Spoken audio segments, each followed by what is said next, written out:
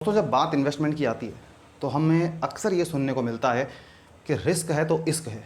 यानी कि जितना बड़ा आप रिस्क लोगे उतना ही ज़्यादा आपको रिटर्न मिलेगा। हम अक्सर सुनते भी हैं, किसी को बोलो इन्वेस्टमेंट के बारे में तो कहते हैं भाई रिस्क तो लेना पड़ेगा यार, तभी जाके आप आगे बढ़ोगे। लेकिन आपको पता है विश्व के जो महान निवेशक हैं वॉरेन बफे, उनका क्या कहना है?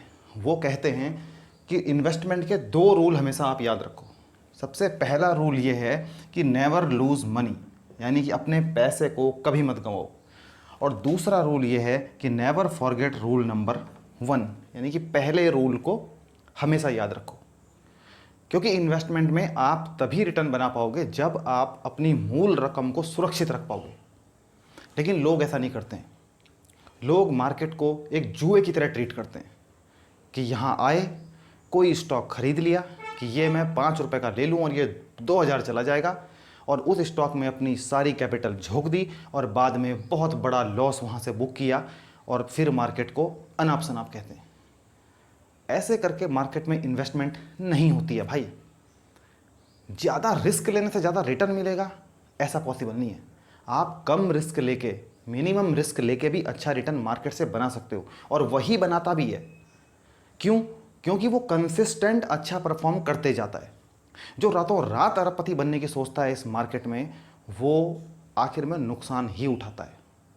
ऐसे बहुत से स्टॉक हैं जो स्टॉक रातों रात बढ़ गए। आज जिस पॉइंट पे वो बंद हुआ, कल अपर सर्किट लेके वो बहुत ज़्यादा हाई पे खुला और लोगों ने वहाँ पे अपनी इन्वेस्टमेंट कर दी, और बाद में देखा कि वही पंप एंड डंप वाली स्थिति रही और लोगों का पैसा वहाँ डूब गया।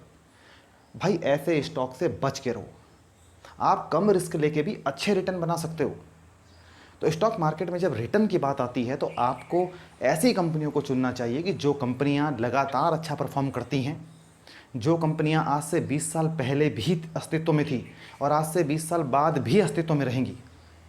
जब ऐसी कंपनियों को सिलेक्ट करने की बारी आती है तो हम एज ए रिटेल इन्वेस्टर, हमारे पास इतनी रिसर्च नहीं होती है कि हम ऐसी कंपनियां चूज़ कर पाएँ।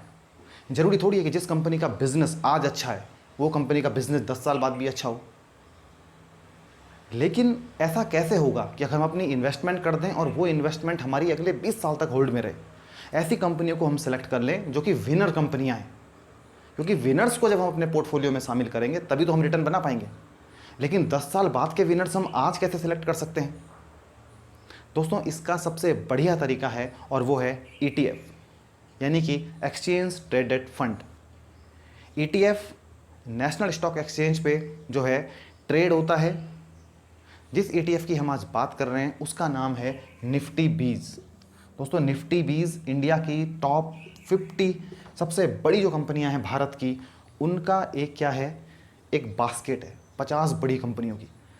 निफ्टी 20 में निफ्टी 50 के स्टॉक्स को ट्रेड किया जाता है। यानी कि जब आप निफ्टी 20 की एक यूनिट को बाई करते हो तो आप जो है वो निफ्टी 50 के 50 स्टॉक की एक बास्केट को बाई कर लेते हो।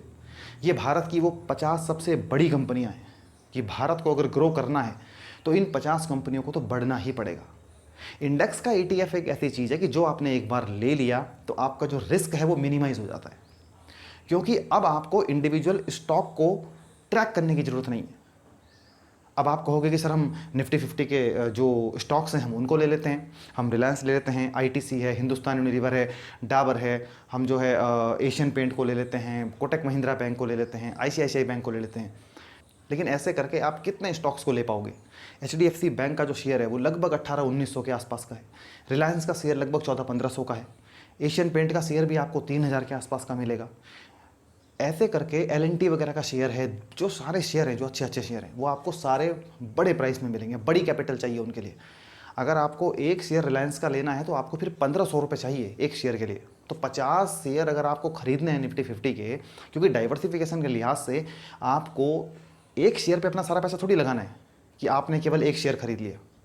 आपको तो डाइवर्सिफिकेशन के लिहाज से कम 25, 30, 35 स्टॉक्स में अपने पैसे को डाइवर्सिफाई करना पड़ेगा, ताकि आपकी जो रिटर्न है वो भी अच्छी बने और रिस्क मिनिमाइज रहे।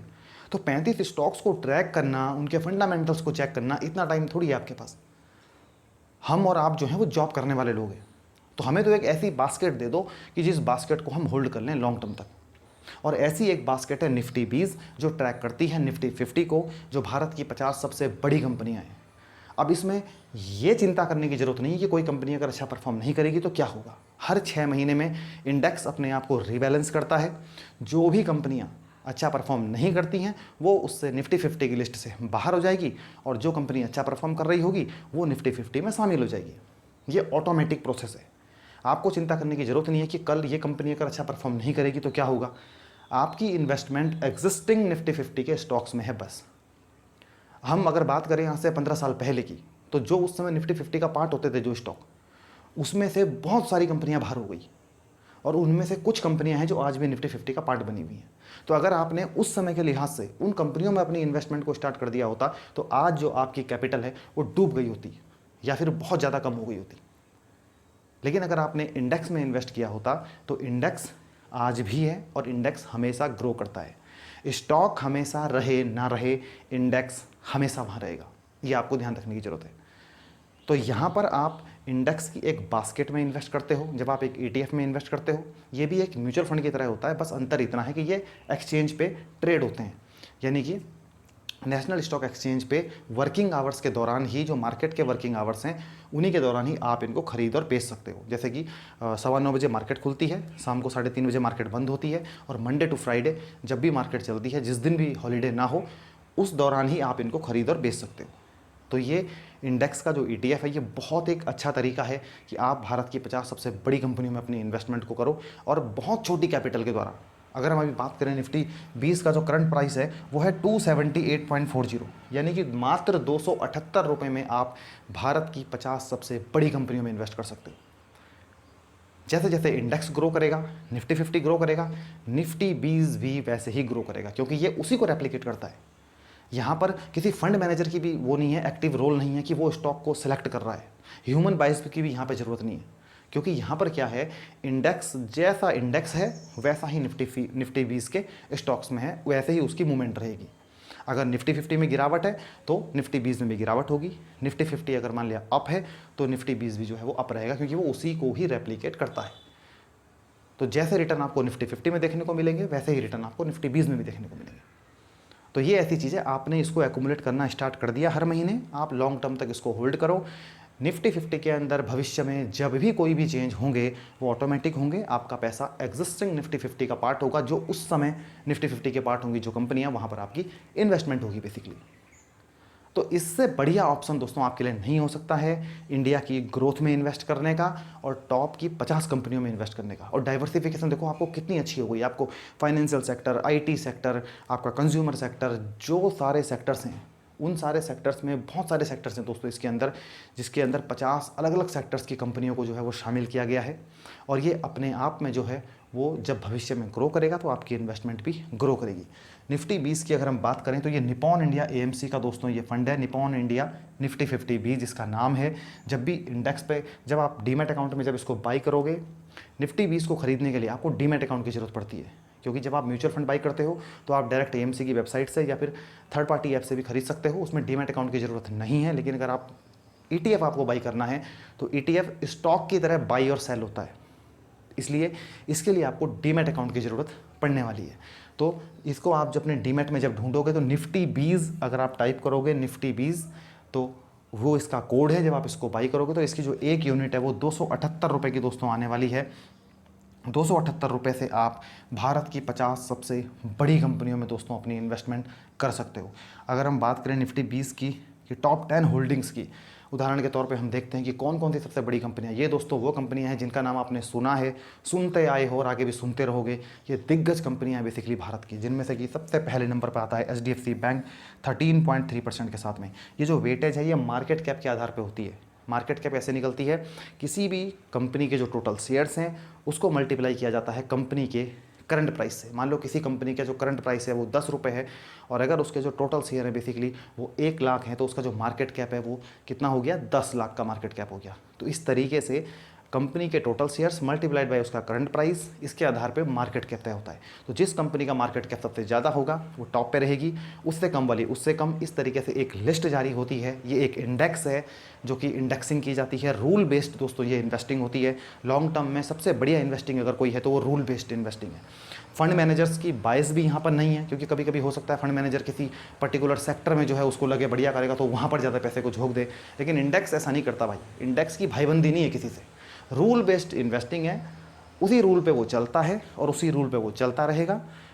इसमें पर्टिकुलर किसी इंसान की वो नहीं है कि भाई उसको क्या लगता है, हो सकता है वो गलत हो जाए, लेकिन इंडेक्स अपना काम रूल के हिसाब से करेगा। इसमें मार्केट कैप के आधार पे HDFC बैंक पहले नंबर पे है, ICICI बैंक दूसरे पे है 9.15% पे, रिलायंस इंडस्ट्रीज को 8.65% की वेटेज है, इन्फोसिस को 4.90%, भारतीय एयरटेल 4.54%, ITC 3.60%, L&T 3.56%, TCS दोस्तों 3.20% के साथ में 8वें नंबर पे है, और 9वें नंबर पे है एक्सिस बैंक 3.08%, और कोटक महिंद्रा बैंक है 2.95% के साथ में 10वें नंबर पे। इसी तरीके से 50 कंपनियां हैं दोस्तों जहां टोटल आपका पैसा डाइवर्सिफाई है। यानी कि अगर आप 100 रुपये इन्वेस्ट करते हो तो उस 100 रुपये में से 13 रुपये 30 पैसे जो हैं वो HDFC बैंक के अंदर जाने वाले हैं, 9 रुपये 15 पैसे ICICI बैंक के अंदर जाने वाले हैं। आप सोचो कि आपने एक यूनिट के अंदर 50 कंपनियों में इन्वेस्ट कर दिया। इन 50 कंपनियों को अगर आप अलग अलग खरीदोगे ना तो बहुत ज़्यादा कैपिटल की ज़रूरत है। आप मात्र 278 रुपये से भी अपनी इन्वेस्टमेंट स्टार्ट कर सकते हो। ये है निफ्टी 50 में इन्वेस्ट करने का सबसे बढ़िया तरीका दोस्तों। इससे बढ़िया तरीका नहीं है भारत की ग्रोथ में इन्वेस्ट करने का। रिस्क यहाँ पर आपका अपने आप मिनिमाइज हो जाता है। देखो इक्विटी का रिस्क तो हमेशा रहता है, क्योंकि इक्विटी शॉर्ट टर्म में जो होती है वॉलेटाइल होती है, लेकिन लॉन्ग टर्म में यही आपके लिए बेहतरीन रिटर्न जनरेट करने का दोस्तों काम करती है।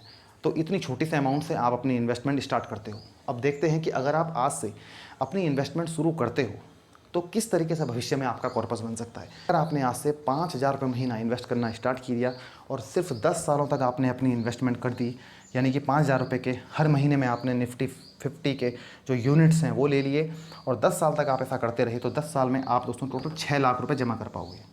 10 सालों में आपकी इन्वेस्टमेंट जमा होगी टोटल 6 लाख रुपए। आपने उस पैसे को छोड़ दिया, बिल्कुल जो भी आपने 10 साल तक जमा किया था वो आपने छोड़ दिया अगले 20 सालों तक। मान लो आपकी उम्र अभी 30 साल की है, 40 साल की उम्र तक आपने 5,000 महीना जमा किया, उसको छोड़ दिया अगले 20 सालों तक, तो 20 सालों बाद यानी कि टोटल 30 साल जब हो जाएंगे उसकी इन्वेस्टमेंट को, तो 1,08,05,000 से भी ज़्यादा का कॉर्पस आपके पास होगा। यानी कि 5,000 रुपये महीने सिर्फ 10 साल तक आप जमा करके छोड़ दो उसको अगले 20 सालों तक, तो वहाँ पर 1 करोड़ का कॉर्पस भी आपके पास बनेगा। लेकिन आपके जमा कितने हुए थे? आपके तो भाई 6 लाख ही जमा हुए थे 10 सालों में। कितना बन गया आपके पास? देखो 1 करोड़ का कॉर्पस। ये है power of compounding. Power of compounding शुरुआत के सालों में कुछ खास रोल नहीं दिखता उसका। अगर हम देखते हैं शुरुआत के सालों में वहीं बहुत कम छोटे छोटे धीरे धीरे करके आगे बढ़ती है, लेकिन जैसे जैसे समय ज़्यादा होता रहता है दोस्तों, 10 साल 15 साल 20 साल, बहुत तेज़ी से कंपाउंडिंग आपको ऊपर जाती हुई मिलती है। आपकी वैल्यू बहुत तेज़ी से ग्रोथ करती है। यही है पावर ऑफ कंपाउंडिंग। आपको शुरुआत के 10-12 सालों में कुछ खास अंतर नहीं दिखता है, लेकिन उसके बाद मिरेकल है, कंपाउंडिंग जादू की तरह काम करती है। आइंस्टाइन ने इसको वैसे ही नहीं दुनिया का 8वां अजूबा कहा है। तो लॉन्ग टर्म में अगर आपको बड़ी वेल्थ क्रिएट करनी है तो आपको कंपाउंडिंग का बेनिफिट तभी मिलेगा अगर आप अपनी इन्वेस्टमेंट को लंबा समय देते हो। तो ये थी दोस्तों निफ्टी 50 की बात, कि अगर आप निफ्टी 20 में हर महीने इतने की इन्वेस्टमेंट करते हो 5,000 रुपये की, तो कहाँ आप पहुँच सकते हो आप 20 साल बाद। तो दोस्तों इस तरीके से आप भी अपनी इन्वेस्टमेंट को स्टार्ट कर सकते हो। यहाँ पर ये एक म्यूचुअल फंड की तरह हो गया, क्योंकि एक बास्केट आप बेसिकली ले रहे हो स्टॉक्स की।